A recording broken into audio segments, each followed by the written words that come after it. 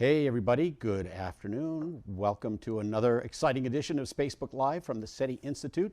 It's been a while since I've been talking to you, so it's great to see you again, which sounds completely stupid because of course I can't see you at all, but I always think it's funny when people on TV do that, like great to see you again, like they do in the nightly news. So anyway, wonderful for you to be joining us today, and you're probably looking at your cell phone or smartphone or tablet and saying, so who's that guy with the famous Lucianne Walkowicz? Well, I'm Bill Diamond. I'm the CEO of the SETI Institute, and let me introduce my guest, astronomer and past chair of the past, I guess you would call it, you had the chair. Well, they did give me a chair. Well, yeah, they gave you a chair and a desk, but you were the chair of astrobiology at the Library of Congress, the fifth person to basically occupy that chair, and that was a wonderful year for you. It was great. But now you're back at the Adler Planetarium in Chicago, and Lucianne is here with me today at the SETI Institute because we have our Science Advisory Board meeting going on, and if you've been long-time watchers of the Facebook Live series at the Institute, which of course you have been, then you'll know about the Science Advisory Board, and you may have seen us in months past where we've gone around the room and met some of the incredible people who are members of that board that include people from, for example, the Vatican astronomer, people from MBARI, the Monterey Bay Aquarium Research Institute, the Planetary Science Institute, University of Colorado Boulder, University of Washington, Frank Drake, Jill Tarter. I mean, it's quite a cast. And I just want to tell you a little quick anecdote here before Lucianne and I start talking about what's going on here today. But I was earlier this year sitting down and watching the men's final at Wimbledon, and which was, you know, great fun, very exciting. I love you know, world-class tennis like that. And then suddenly, who pops on the screen but Lucianne? And it was like, whoa, there's Lucianne. What is she doing at Wimbledon? But actually, winning she was Wimbledon, obviously. Really winning, of course. What she was doing was part of an ad council campaign. Girls Can STEM. It's really about STEM for girls. And there she was talking to an auditorium full of young girls about how they can get into careers like you did and get into science. Maybe you could talk a little bit about that, because that must have been pretty fun. It was pretty cool to see you on the Wimbledon show. Yeah, I mean, it was such a cool project. We filmed, I guess, last summer before this past. And it is a really awesome campaign. It's called She Can STEM, and there's a website, shecanstem.com, that you can go and look at. They have a whole bunch of amazing STEM professionals, not just astronomers, but folks who work in all kinds of different areas, who are there essentially talking about their journey. They do a number of interviews with young women who are interested in perhaps becoming scientists or STEM professionals of some kind in the future. And yeah, it was really fun. We shot that commercial out at a planetarium outside of New Orleans, and had a big group of girls come in from the local area, and they were so amazing. I do a lot of like question and answer stuff with people in the planetarium and in classrooms and whatnot. So I'm like very used to people asking questions, and these kids were like professional actors. So in fact, they were? Or? Yeah, they were there because they like have like child acting gigs. No and kidding. So, Oh, they're funny. like, they're kids, but also they were clearly told like, between takes that they were like supposed to like stick to the script. And I'm like, hey, who wants to talk about science? Right. And they were all like, I was like, Me. don't you want to Say talk something about space? And then like eventually, we kind of like broke the professional. I was very impressed. I was like, you guys are much more professional than me. That's hilarious. But it was a lot of fun, and it's a great campaign. They're actually, I won't say too much, but they are relaunching the website soon. Okay. With a bunch of fun additional things that people should go check out. If there's any girls in your life who are interested in sciences, or who you think might be interested in sciences or could be, definitely give it a look. And I think isn't there also a print version of that? I think I've seen you in, I don't know, a magazine or two as well, with like a print version with Nat Geo or something? They did some print ads that have gone in like Time and Nat Geo and a bunch of places. So it's I think a really great project. The Ad Council does these like PSAs essentially. So they're not getting revenue from it. They're just really doing it like unlike a lot of advertising, they're doing it out of the goodness of their heart. And so that campaign had like a very wide reach, which I think is very cool. Yeah, that's great. And I, as far as girls in STEM are concerned, this is something near and dear to our hearts here at the SETI Institute. We've talked about this in the past with you, but just a little update on one of our programs in particular. We have a partnership with the Girl Scouts USA in a NASA-funded program called Reaching for the Stars, where SETI Institute education professionals and partners at other institutions designed and developed a series of activities, workshop programs, and curriculum materials so that Girl Scouts at 6 different age levels, from age 5 all the way up to age 18, could earn a badge in a STEM topic related to astronomy, astrophysics, Earth, Sun, Moon, solar system, and things like that. A very, very compelling program, and one that really takes advantage of the fact that all kids seem to love space and think it's an exciting way to learn about science, and we're definitely taking advantage of that in this program. The first 3 badges for the youngest girls, so these are daisies, brownies, juniors, starting at age 5, came out a little over a year ago in August of last year. And the most recent set for the older girls came out just this August. But in that first 1-year period, 68,000 young girls earned their badges in the space science STEM program. Amazing. So it's just mind-blowing. That's such a, and I love, so like being here for the Science Advisory Board meeting, we get these presentations on like how things are going. It was just like, oh, just like a casual, like 68,000 girls earned their badges, and we're like, whoa, whoa, whoa, whoa, whoa, that's awesome. Yeah, wait a second.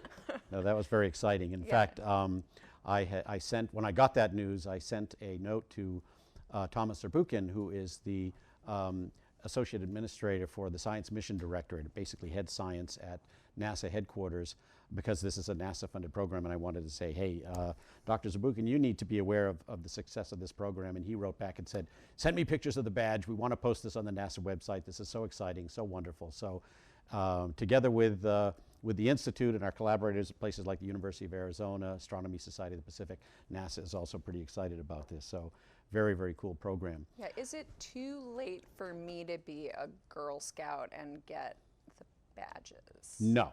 I think we can make a special exception. Great. They look this really case. cool. They're very cool. They're very cool, I have to admit. So before we talk about the Science Advisory Board, maybe you can take this opportunity for a relatively free, because we will send you an invoice, a relatively free promotion of the Adler Planetarium. Maybe you could tell people about the Adler Planetarium, which is a pretty cool place.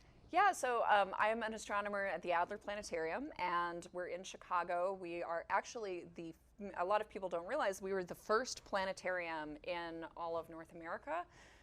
So back, in the early days of Chicago, when people were building museums and putting their names on them, Max Adler had taken a trip to Germany and saw a planetarium for the first time and built this beautiful structure. We're right out on the lakefront. The architect was actually the grandfather of astronaut John Grunsfeld. No kidding. Yeah, so we have, wild. as America's oldest planetarium, we have this long tradition of getting people really excited about space science and exploration. And so it's an amazing place to work. I'm in their astronomy department, so I do research with part of my time. And then my favorite part is, of course, that I get to go up and talk to visitors to the planetarium, and that we develop lots of programs that go out into the city of Chicago. We have like Scopes in the City, where we take telescopes out. Believe it or not, you can see some stuff in the skies over Chicago when it's not snowing. But we do a lot of really exciting programs that are both within the planetarium walls and also like out in the larger world. So it's been a really exciting place to be for me because I feel very strongly about sharing like all the exciting things that we as scientists are learning with the broader public, and it's a great place to do that. So yeah, what it's come all on about. and visit us. Yeah, definitely. If you're in Chicago, go see it. And I assume John has been there a few times, more than a few times. Yes. And just That's for some those formative of you, times in his years, I'm sure. John, as an astronaut, among other accolades, he was the last human being to put his gloved hands on the Hubble Space Telescope in the last mission to visit the telescope and do physical repairs on it some years ago, and it was, I think, a space shuttle mission and then a telescope repair. So he has that honor to his name, and also a couple of associate administrators ago, he was the head of the science mission director at NASA headquarters as well. So, and good friend of Lucienne's in the Institute. So that's John Grutzville. But I didn't know about that connection on the architecture. Yeah. That's amazing. That's really cool.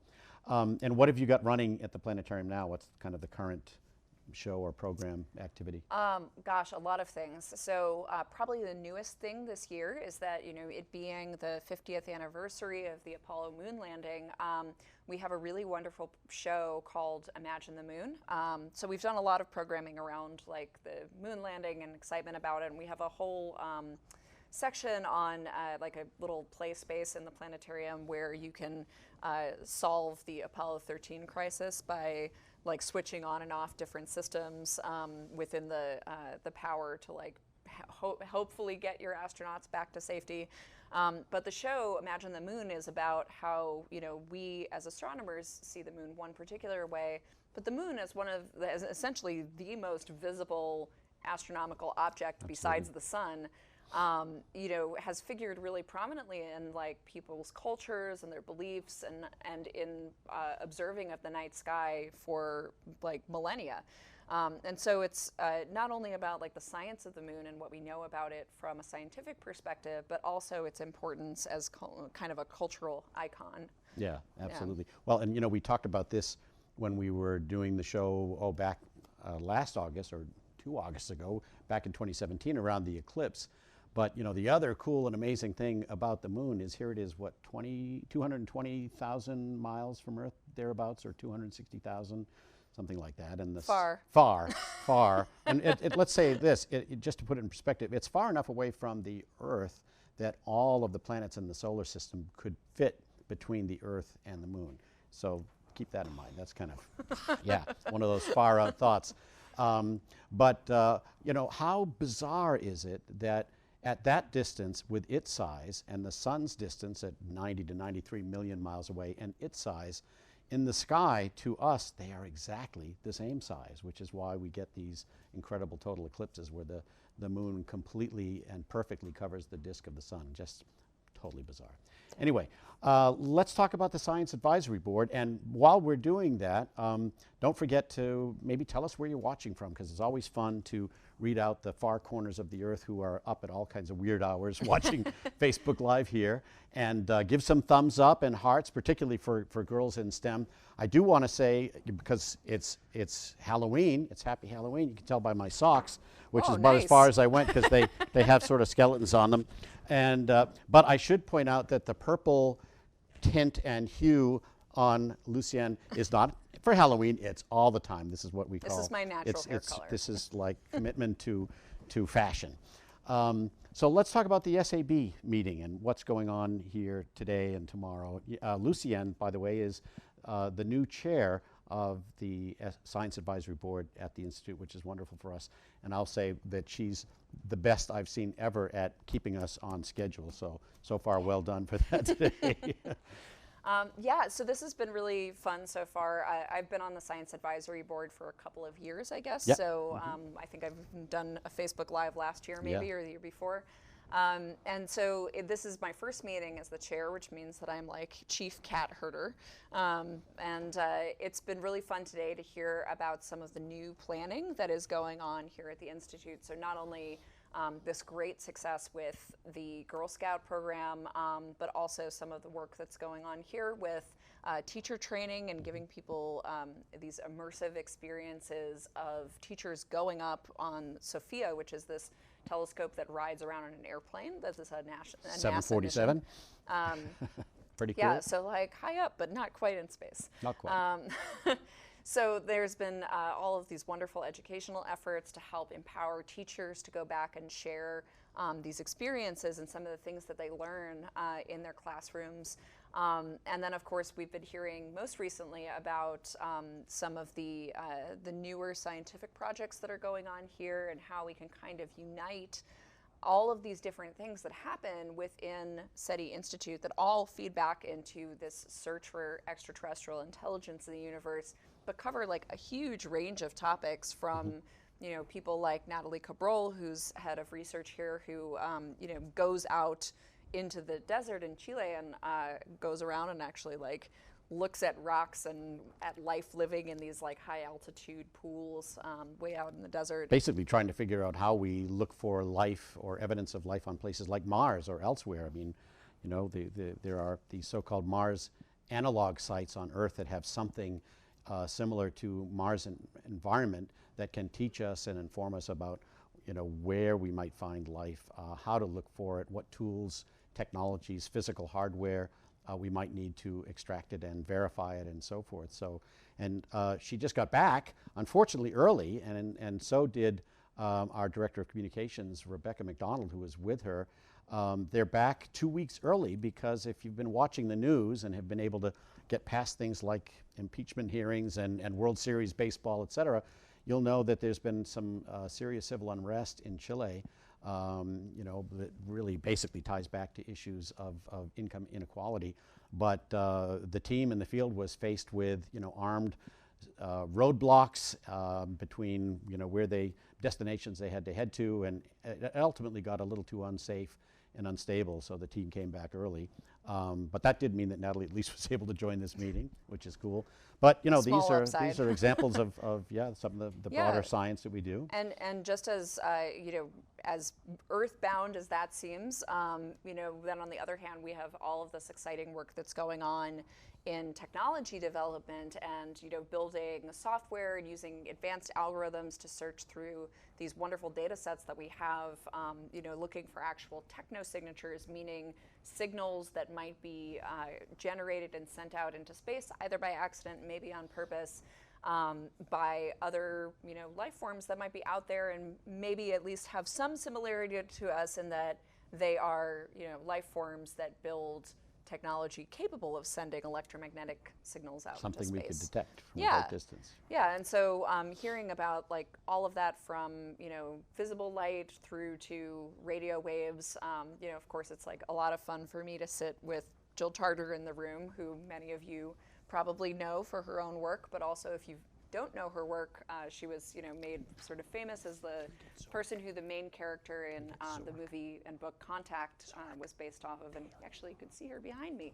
And I'm guessing if you tuned into the SETI Institute's Facebook Live, you've probably heard of Jill. But yeah, so looking at the sort of like radio side of things, in addition to looking at those like earthly, like actual, like looking at life in rocks, I think is super exciting. So this has been a really fun first day, even first half of a day. First half a day. I mean, we've heard about so much, and we're not even.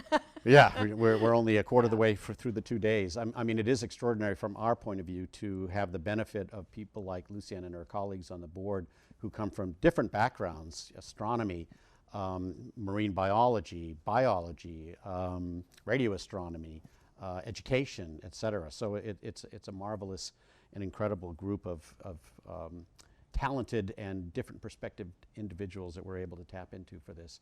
So wanted to talk about as well one of the initiatives that we spent a bit of time talking about this morning, which was this whole topic of science literacy, and what we think are opportunities for those of us in this business, if you will, to leverage the general fascination that the public has with space science and exploration to maybe help improve science literacy in this country and globally. I mean, it's a kind of a big issue. Yeah, you know, I remember when I was first in graduate school, so when you start out teaching classes, there's this very famous educational video that was made where they went around, they asked a bunch of like second graders what causes the seasons. And then they went, you know, the second graders give these like adorable second grader answers, some of which are correct and most of which are not. But then they walk around Harvard graduation and they interviewed the graduation or the recent graduates about what causes the seasons.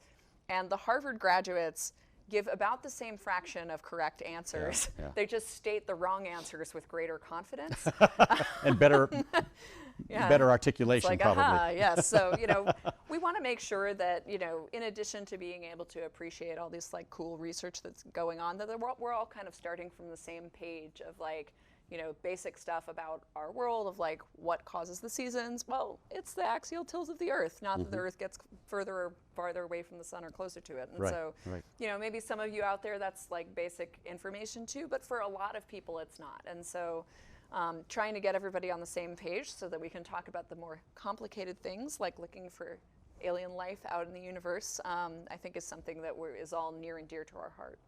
And you know, another thing near and dear to our heart in the context of the search for life in the universe is the last variable of the Drake equation, the L variable, which is how long do advanced technological civilizations remain detectable. Now that could mean anything from they've evolved into something that no longer uses technology that we can detect from distance, or bad things have happened in one way or another. And certainly one serious thing that we're facing as a civilization on this planet is climate change. Yeah. And getting people understanding the basic science behind that and understanding that this is a real phenomena is I think a first and important step towards trying to, you know, deal with it and mitigate it and or adjust to it. So that's I think a big part of what we're talking about here. Yeah, well, and I think also, you know, one of the things that comes out of SETI Institute research is a better understanding of planets and how they work.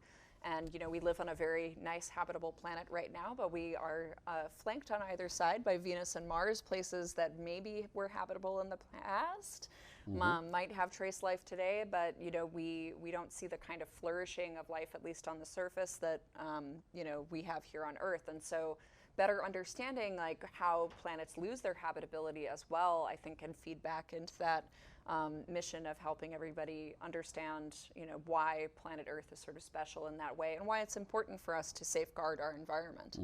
Yeah. So one of the questions that I get asked all the time, as you can imagine, and you probably get asked this as well, so I'm wondering what your answer is. When do you think we're going to find evidence of life beyond Earth, whether that be, you know, microbes on Mars or you know, radio signals from deeper in the galaxy? What are your thoughts on that? So I actually I do get this question all the time because I got it last week. Right, me too. In the context of this panel we were on. I really think that it's sooner rather than later. I would say 10 to 15 years or so. You know, I think one of the complicated questions will be, you know, not so much when do we detect life, but when do we agree that the thing we have detected is life. Yeah. And so, you know, it's totally possible that we already have signs of life like in data somewhere that we just haven't completely mined or maybe haven't understood yet. I think that's relatively unlikely, but I think it's probably the case that, you know, as we turn on some of these really big astronomical surveys, new telescopes, do like much greater observing than has been possible in the past with more sensitive radio telescopes and optical instruments, you know, and even some of the solar system missions, like the big debate, you know, sometimes get a bunch of like scientists together over beers is like, you know, are we going to find it beyond the solar system, or are we going to find it in the solar system, or both, and which is going to happen first? So, you know, I tend to be sort of optimistic, mostly because I really would like it to happen sooner rather than later. Well, I'm with you, and I think I gave a similar answer. We were on a panel together during the International Astronomical Congress meeting that was in Washington all last week. And I guess a follow-on question that comes from that, I'd love to get your perspective on this, is what will it mean? What would it mean to you? What will it mean to the public in general, in your opinion, at that point in time when we're able to announce, you know, the discovery of life beyond Earth in whatever form that might take? You know, I think that that question is super dependent on like who is receiving the news. You know, it's part of why, like, in the past several years we've seen lots of like really great science fiction movies. My personal favorite of the recent movies has been Arrival. Me too. I loved Arrival. Yeah. If you haven't seen it, check out Arrival. Wonderful movie. Very interesting. Well, just because I think it does a really good job of presenting all of the different ways people might react. You know, some people will be very afraid. For some, like faith communities, for example, it will be a very big state shift for their understanding and their belief systems. Sure. And for other faith systems, like, there are other faiths for whom aliens are canon. And so, like that'll be a confirmation. And, like the military will have one take on it, like it might depend on who does the detecting. Do multiple countries detect it at the same time? And what is detected? Yeah, what is detected also, right? So, I think the nature of the detection plays a big role as well. And so, I think I could really only speak personally to me, which will be that it will be a great and exciting and possibility opening moment, I would say, for the kinds of research that we might want to do. It might tell us something about ways in which that we've been searching that have been fruitful versus not. And so I think, we were talking earlier about the search for gravitational waves, right? These ripples in the fabric of space-time.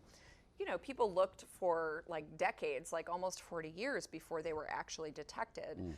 And now, basically overnight, all the gravitational wave physicists in the world went from being theorists to being observers. Yes, that's or I true. guess some of them are probably still theorists, but a lot of them went to being observers. And so, that's kind of where we're at with SETI, is that I think we're going to go from being theorists and looking and practitioners to having discovered, and observe.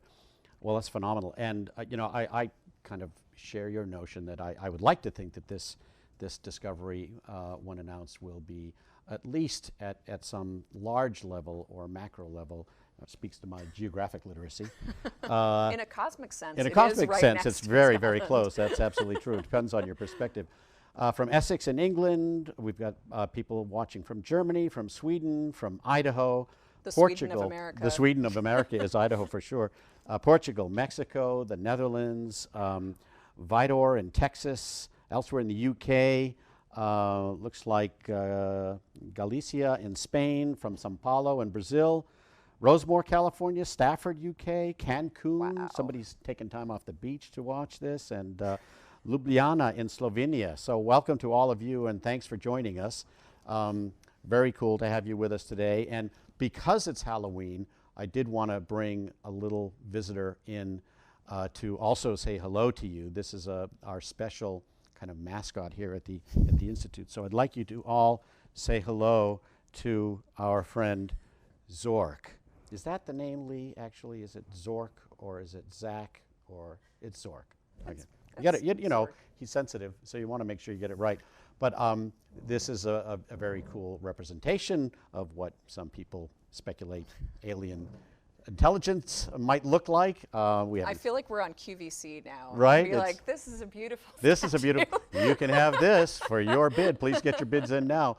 But actually, Zork here, I will say, does cause double takes, and people to stop and back up when they pass through the halls of the Institute and see this on Lee's desk. But he was kind enough to lend it to us today because it is Halloween, and it's appropriate that that Zork get a chance to say hello to you all. So send your thumbs up and your hearts to Zork, as well as to Lucianne, to Girls in STEM, to the science and research and education of the SETI Institute.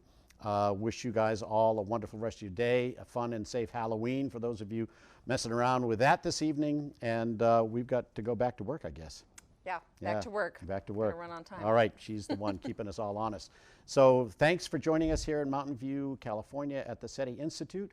And we'll see you next time on Facebook Live. Take care, everybody. Bye. Bye-bye.